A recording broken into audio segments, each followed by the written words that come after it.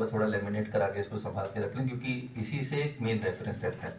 इसमें जिस बैंक से आप, जहाँ से भी आप अपना पेंशन पाना चाहेंगे उसकी डिटेल्स है वहाँ पे, आप इसको चेक कर लीजिएगा। और इसी के पीछे जो है आपका पूरा वो डिटेल्स है पे और इन सब की, इसको देख लीजिएगा। अगर आपको लगता है कि इसमें किसी प्रकार की कोई त्रुटि है या कुछ वो है, तो इसमें घबराने की बात नहीं, आप अवगत करा सकते हैं, इसको अभी अपडेट कर दिया जाएगा, ठीक है। ताकि एक बार इसको देख लीजिएगा। इसके अलावा आपको वैसे ही एक सर्विस सर्टिफिकेट और आपका ये मेडिकल का, इसमें आपके डिपेंडेंट्स के इसमें फ़ोटोग्राफ और ये सब लगे हैं, तो इनको आप पूर्ण रूप से एक बार चेक कर लीजिएगा। आप लोगों को क्या क्या एग्जैक्ट पेमेंट हो रही है उसकी डिटेल्स भी आपको इस कागज़ के अंदर पूरा लिखा हुआ है, ठीक है। तो एक बार जाने से पहले एक बार इसको ध्यान से देख लीजिए। कहीं आपको लगता है कुछ ऐसा है तो अभी बता सकते हैं, कोई इसके अंदर वो नहीं है। UMID पे भी जब ये पीपे नंबर अभी आ जाएगा 1-2 दिन में, तो आप वहाँ से भी अपना रजिस्टर कर लें, ताकि किसी भी प्रकार की मेडिकल सेवा आगे कंटिन्यू होने में, जैसे कि हम जान ही रहे हैं सब चीज़ डिजिटाइज हो रही हैं, जो पहले कागजी होती थी अब डिजिटल हो रहा है, ताकि कभी भी किसी भी समय आप जो है उस सेवा का उपभोग कर सकें। तो आप सब लोग वहाँ से पुनः अपना, क्योंकि आपका UMID कार्ड होगा वो एक ऐसा कार्यरत कर्मचारी था, अब आपका सेवानिवृत्ति के पश्चात एक पुनः बनेगा, तो उसकी एक एंट्री उसमें कर दीजिएगा। और इसके अलावा आपको हम ये भी कहेंगे, जैसे आपको सेवानिवृत्ति पास वगैरह मिलते हैं, तो वो भी अब HRMS के माध्यम से मिलने लग गए हैं। जैसे आप लोगों ने देखा होगा पहले पास निकालना होता था, आप भरते थे, फिर वो आता था, समय लगता था। अब तो आप तुरंत डालते हैं, तुरंत मिल जाता है आपको पास यूटिलाइज। तो आगे भी ऐसे ही वो मिलती रहे, तो उसके लिए भी हम आपको, क्योंकि वो HRMS के माध्यम से वो भी प्राप्त हो जाता है, तो इस चीज़ का भी ध्यान रखें। कुछ आपको कहीं ऐसा लगता है कुछ कन्फ्यूजन है या कुछ है, तो आप कभी भी यहाँ पर कार्यालय में आके बात कर सकते हैं, पूछ सकते हैं, वो बिल्कुल सबको जानकारी दे दी जाएगी। फिर अब मैं मंडलीय प्रबंधक महोदय से अनुरोध करता हूँ कि वे भी आज हमारी सभा को संबोधित करें। सर। सीनियर DPO महोदय, सीनियर DPO महोदय, उपस्थित सभी सम्मानित साथी, उनके परिवारजन, जैसा कि आपने खुद बताया कि आपने रेल में जो परिवर्तन देखा, हो सकता हो आज के जो लोग ज्वाइन कर रहे हैं उन्होंने वैसा नहीं देखा और ना शायद देखेंगे। ये पीढ़ी ने मतलब बहुत ही मैकेनिकल सिस्टम वाले काम भी देखे, और अब जाते जाते पूरी तरह से कंप्यूटराइज्ड बटन दबाने वाला सिस्टम भी आप लोग देख के जा रहे हैं।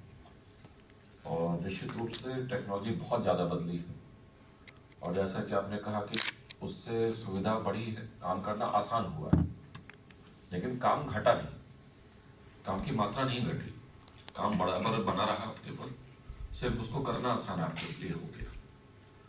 और नई टेक्नोलॉजी में बहुत कुछ हो रहा है, जैसे हाइड्रोजन से चलने वाले लोकोमोटिव भी ट्रायल हो रहे हैं।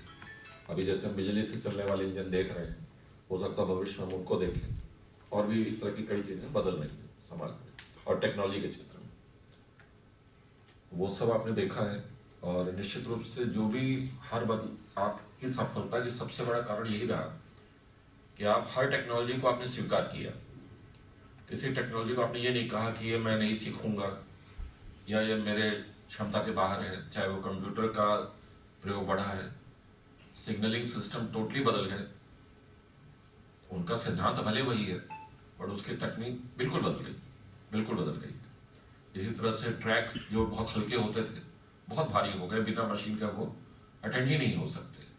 पहले ट्रैक मैन जो थे, हमारी गैंग थी, मैनुअली भी उसको बहुत कुछ देखती थी और सही करके रखती थी। अब वो चाह कर भी उसको सही नहीं कर सकते, क्योंकि मशीन के बिना ठीक नहीं होता, बहुत भारी है। तो चीज़ें बदली हैं, बदलने से परिणाम ये है कि आप ज़्यादा गाड़ी चला पा रहे हैं। आप खुद याद करें, जब आप गोरखपुर जाते रहे होंगे किसी जमाने में, तो कितना समय लगता था, और आज आप कितना समय में पहुंचते हैं, और कितनी ज़्यादा गाड़ियाँ उपलब्ध हैं जाने के लिए। इसी प्रकार से रोड सेक्टर में भी आप देखें बहुत सारे बदलाव अच्छे हुए। तो निश्चित रूप से वो नई टेक्नोलॉजी को आप सबने स्वीकारा, उसको सीखा, तो ये आपकी सफलता का मूल कारण है कि आपने इतना बड़ा बदलाव देखा और सफलतापूर्वक देखा। जहाँ तक रिटायरमेंट की बात है, ये होना है, इसको कोई रोकता तो नहीं, संभव नहीं है। बट मैं 2 ही चीज़ कहूँगा, एक तो पैसे का बिल्कुल ध्यान रखें, उसको संभाल रखें, काफ़ी दूर तक आपको मदद करेगा, और उससे भी ज़्यादा मदद करेगा आपका स्वास्थ्य। ईश्वर की कृपा आपके स्वास्थ्य पे बनी रहे, आप यहाँ तक स्वस्थ जीवन व्यतीत करते हुए आए हैं, स्वस्थ अपना पूरे स्वास्थ्य के साथ रेलवे को छोड़ रहे हैं, बट यही स्वास्थ्य भगवान करे आपका बना रहे। और जरूर अपनी कोई मित्र मंडली विकसित करें जिनके साथ आप उठ बैठ सकें, बातचीत कर सकें। जरूरी नहीं कि रेलवे संबंधित मित्रगण हो, परिवारजन भी हो सकते हैं, पड़ोसी भी हो सकते हैं, रेलवे के बाहर के लोग भी हो सकते हैं, बट अपना एक मित्र मंडली जरूर बनाएं और उनके साथ बातचीत या एक्टिव जरूर रहें, तभी ये स्वास्थ्य आगे जाके ठीक रहता है। और ये स्वास्थ्य और जो इंटरेक्शन है मनुष्य का मनुष्य से, ये बहुत जरूरी चीज़ है। पैसा तो थोड़ा दूर जाता है, एक सीमा के आगे वो काम नहीं आता है। तो इन्हीं सब बातों के साथ मैं आपको पुनः शुभकामनाएं देता हूँ और उज्ज्वल भविष्य की कामना करता हूँ।